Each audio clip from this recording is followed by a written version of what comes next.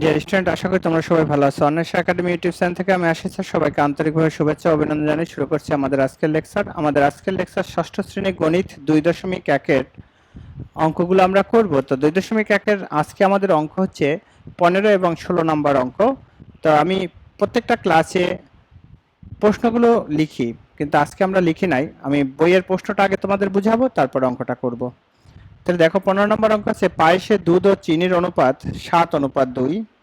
ওই পায়েসে চিনির পরিমাণ 4 কেজি হলে দুধের পরিমাণ কত? আমরা এই ধরনের অঙ্ক এর আগেও করেছি। তো দেখো আমরা কিভাবে অঙ্কটা করতে পারি।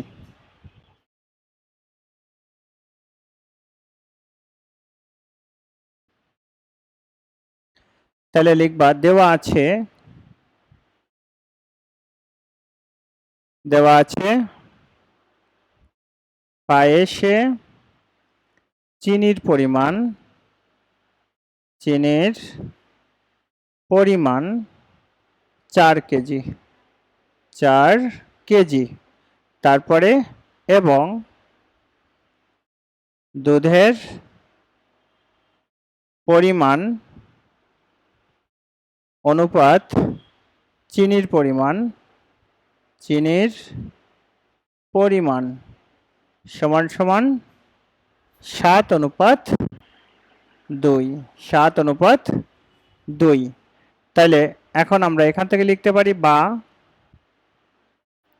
দুধের পরিমাণ বাই চিনির পরিমাণ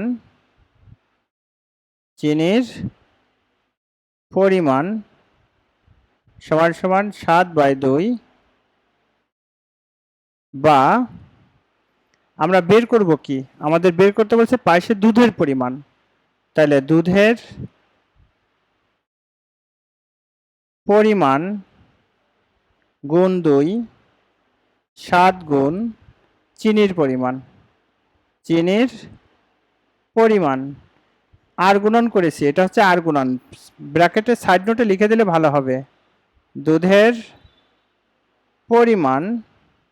দুধের পরিমাণ সমান সমান 7 গুণ চিনির পরিমাণ 4, আর হচ্ছে নিচে আসবে এই 2 ভাগ হয়ে যাবে। হ্যাঁ, 2 দোকানে 4।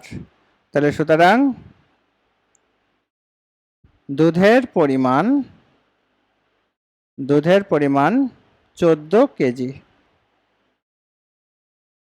এখন আমরা উত্তর লিখব কত?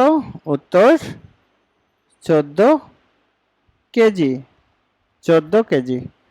আমরা যখন মানটা বসাবো তখনই কেজি লিখে দেব। হ্যাঁ, এই হচ্ছে আমাদের, দেখো 15 নম্বর যে অঙ্কটা সেটা, অর্থাৎ দেওয়া আছে পায়েসে চিনির পরিমাণ 4 কেজি এবং দুধের পরিমাণ অনুপাত চিনির পরিমাণ 7:2, বা দুধের পরিমাণ বাই চিনির পরিমাণ পূর্ব রাশি বাই উত্তর রাশি সমান সমান 7/2। দুধের পরিমাণ গুণ 2 ইকুয়াল 7 ইন্টু চিনির পরিমাণ। দুধের পরিমাণ 7 গুণ 4 ভাগ 2, 2 দুগুণে 4। তাহলে 7 দুগুণে 14 কেজি, অর্থাৎ দুধের পরিমাণ হচ্ছে 14 কেজি। তাহলে উত্তর হবে কত? 14 কেজি। ডিয়ার স্টুডেন্ট, এই ছিল আমাদের 15 নম্বর অঙ্ক। এরপর আমরা যাব 16 নম্বর অঙ্কে। দেখো 16 নম্বর অঙ্কটা কি আছে, আমি প্রশ্নটা পড়ে তোমাদের বুঝাই দিচ্ছি, তারপর অঙ্কটা করে দিচ্ছি।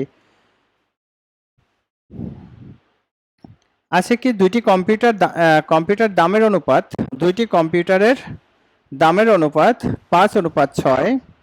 প্রথমটির দাম 2500 টাকা হলে দ্বিতীয়টির দাম কত? মূল্য বৃদ্ধির ফলে যদি প্রথমটির 5000 টাকা বেড়ে যায়, তখন তাদের দামের অনুপাত কি ধরনের অনুপাত?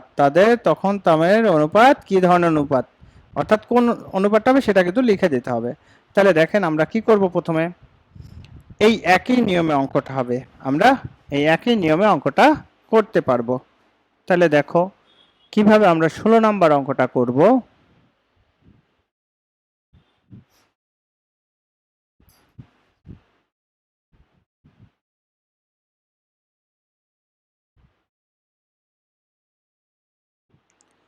লিখবা, দেওয়া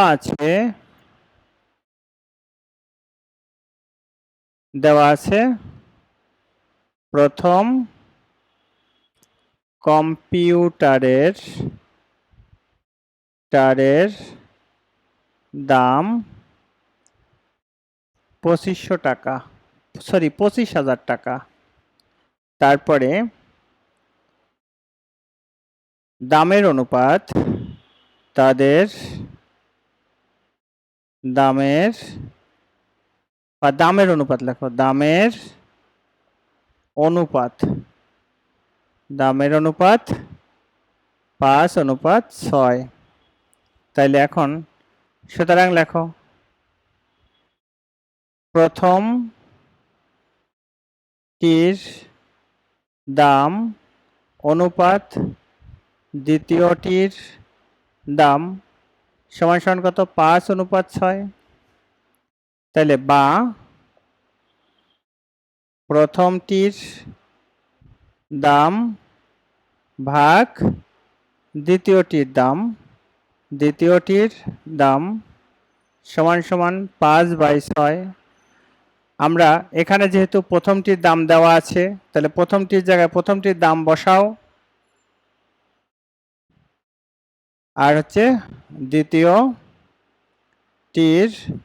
দাম সমান সমান 5/6। এখন এটাকে আর গুণন করো, দ্বিতীয়টির দাম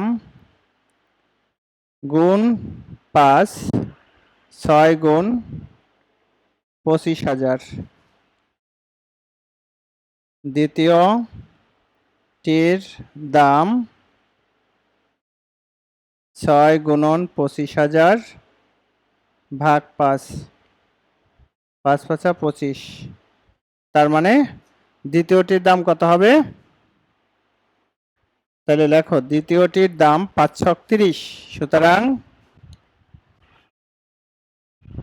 দ্বিতীয়টির দাম 30,000 টাকা। এখন লিখবা মূল্য বৃদ্ধির পরে প্রথমটির দাম, প্রথমটির দাম 25,000 যোগ 5,000 এত টাকা সমান সমান কত? 30,000 টাকা।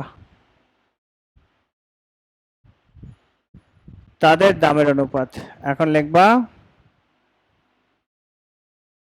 সুতরাং মূল্য বৃদ্ধির পরে, মূল্য বৃদ্ধির পরে দামের অনুপাত, দামের অনুপাত 30,000 অনুপাত এত।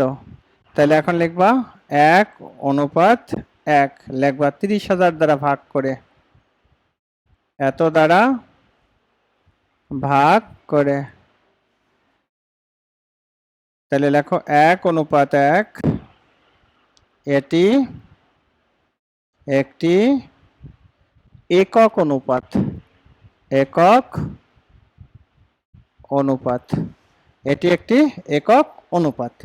তাহলে এই হচ্ছে আমাদের উত্তর।